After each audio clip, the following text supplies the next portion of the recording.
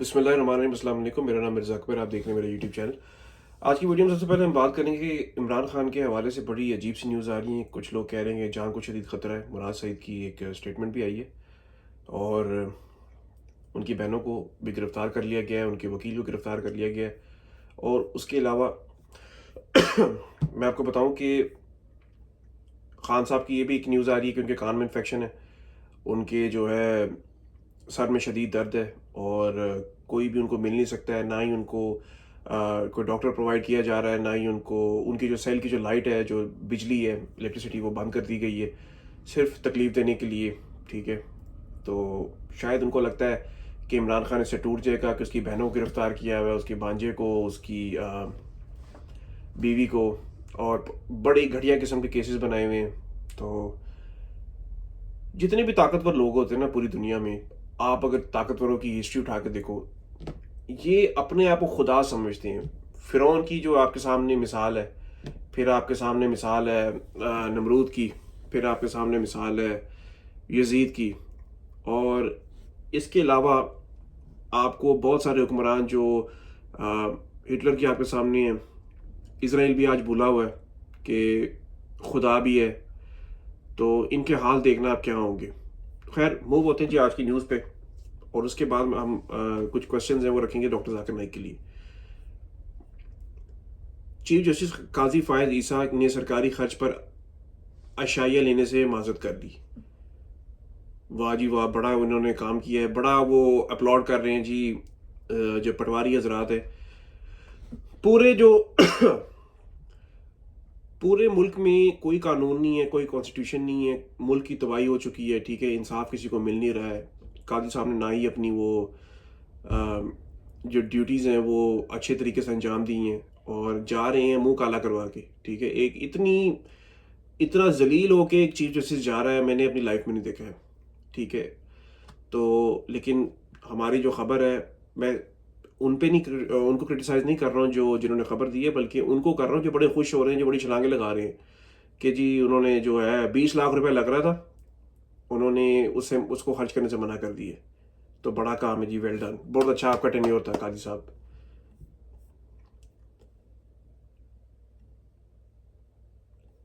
अच्छा, एक और न्यूज़ आई, इसको भी एबीसी न्यूज़ ने रिपोर्ट किया है। इंटरनेट पर अवाम का डाटा सरेआम फ़रोख्त होने लगा।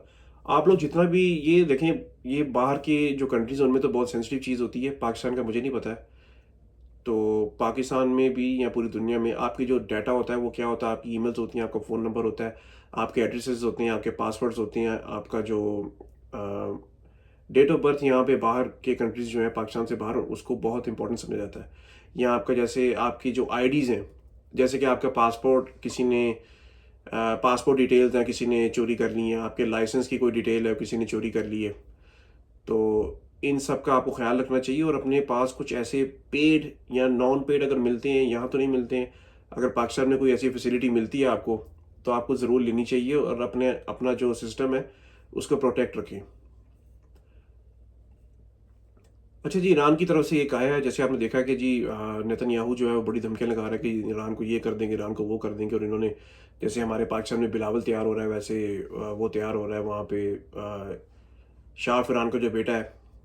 तो उन्होंने जी स्टेटमेंट दी है, किसी के डर से नहीं, लेकिन किसी से डरते नहीं, लेकिन जंग भी नहीं चाहते हैं।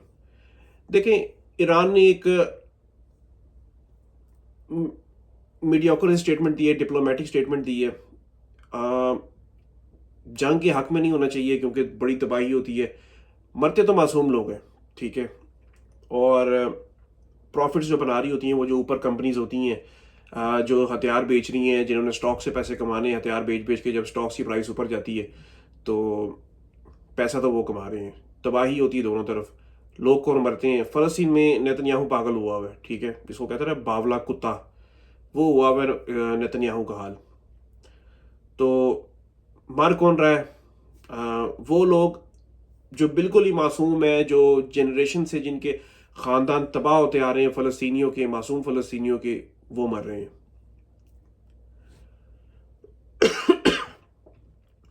अच्छा जी, गज़ा से एक और अपडेट आई है। गज़ा में इसराइली फ़ौज की क्लिनिक पर बमबारी, 9 मलूद समेत 4 अफराद शहीद, मुत्तहिद अफराद ज़ख्मी। तो इन्होंने वही बात है जो मैं अपनी हर दफ़ा जब भी इसराइल की बात होती है मैं कहता हूँ कि इन्होंने नहीं रुकना है और इन्होंने जंग करनी है।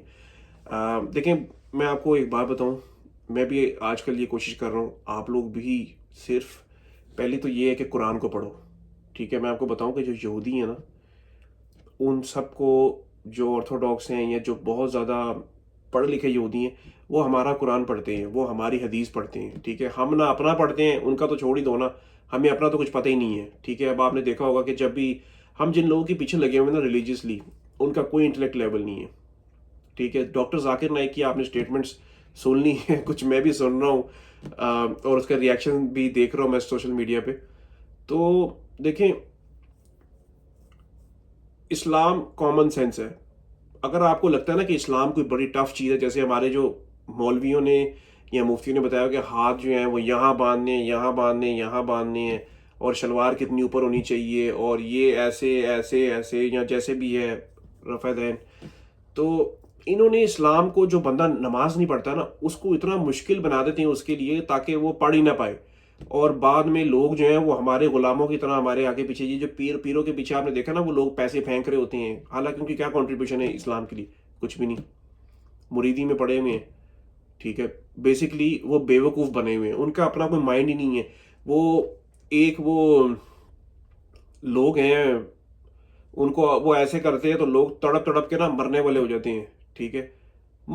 मैं आपको बताऊं कि मैंने इन लोगों के साथ टाइम स्पेंड किया है, ये जो ऐसे उंगली करने वाले हैं ना, उंगली करने वाले, ठीक है। तो इनके साथ मैंने टाइम स्पेंड किया हुआ है। वो लोग ऐसे करते थे, कोई ऐसे ऐसे डांस करने लग जाता था, किसी को करंट लग रहा है, किसी को कुछ होता था, मुझे कुछ नहीं होता था, ठीक है। मैं बैठा हूँ, बहरहाल मैंने वो चीज़ छोड़ दी। जिन लोगों ने मुझे इंट्रोड्यूस करवाया था उनसे बहुत अच्छे थे। ये मैं सिर्फ बता रहा हूँ पाकिस्तानी अवाम के लिए कि अपने आप को आ, वो मत करो कि हम लोगों ने जो है वो ब्लाइंड फॉलोइंग करनी किसी की। अगर आपको लग रहा है कि कोई बंदा कोई काम गलत कर रहा है, इस पे भी मैं कभी बात करूंगा कि मैंने उनमें क्या क्या चीज़ें देखी हैं, तो आप उसको क्वेश्चन करो। ये नहीं कि उसने आप वो कर दिया, आप अंधे हो के जो है वो मान लो, ठीक है। अच्छा जी, फॉर्मर अमेरिकन प्रेसिडेंट की एक बड़ी पटवारी टाइप स्टेटमेंट आई है। क्या आपको लगता है कि डोनाल्ड ट्रंप ने कभी डायपर भी तब्दील किया होगा? क्या डायपर चेंज करने से इंसान कामयाब हो जाता है?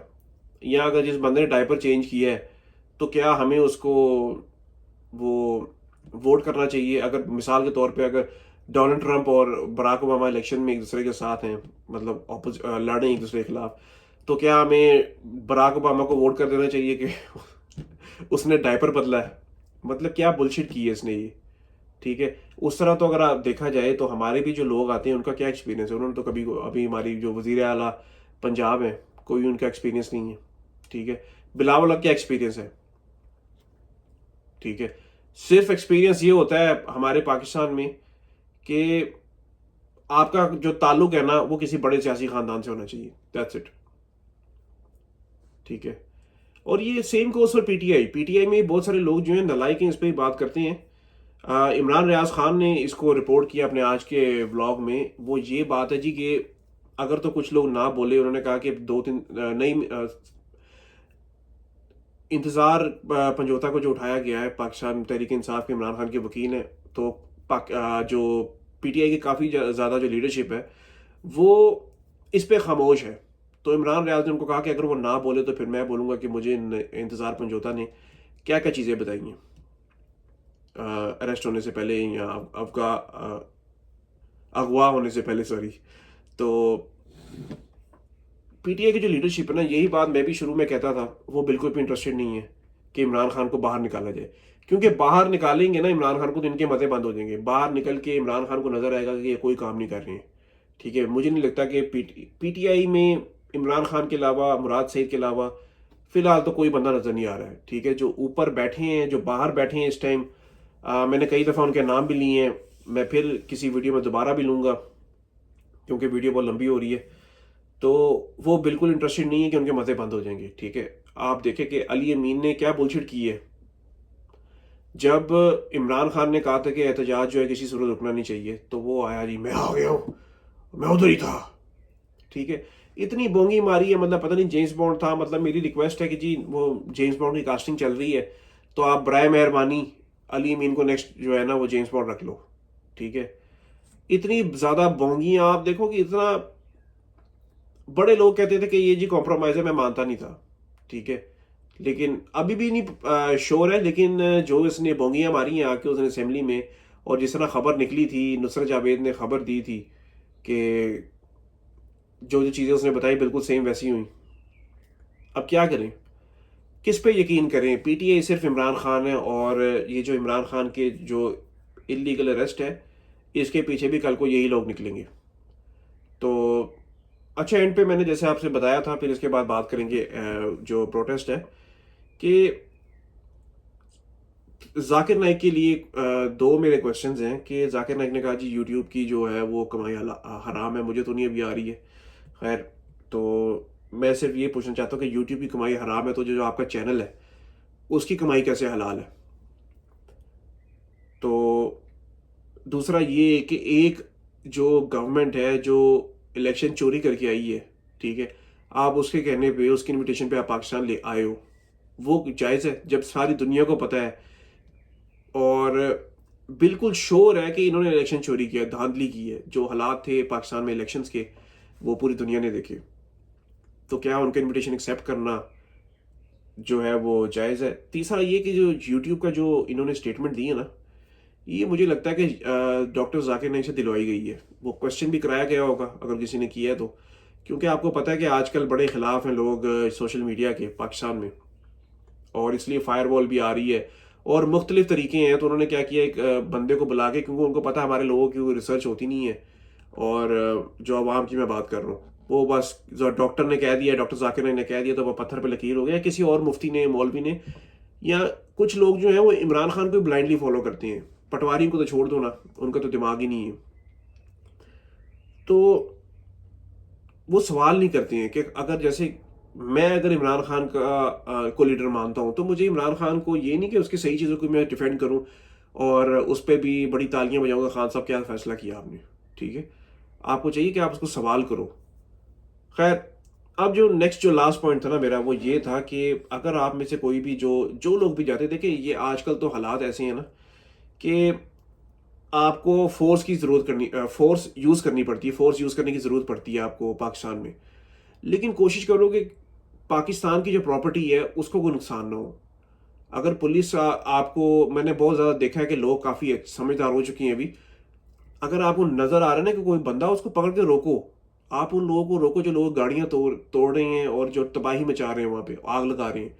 अगर आप पुलिस वाले को बचा रहे हो, बहुत अच्छी बात है। इसी तरह आपको रोकना भी चाहिए उन लोगों को जो पाकिस्तान की प्रॉपर्टी को नुकसान पहुंचा रहे हैं या पब्लिक प्रॉपर्टी को नुकसान पहुंचा रहे हैं। किसी की गाड़ी है, किसी के घर है, किसी के घर के बाहर आग लगा दी है, किसी किस्म की ब्लॉकेज है, यह भी आपकी जिम्मेदारी है।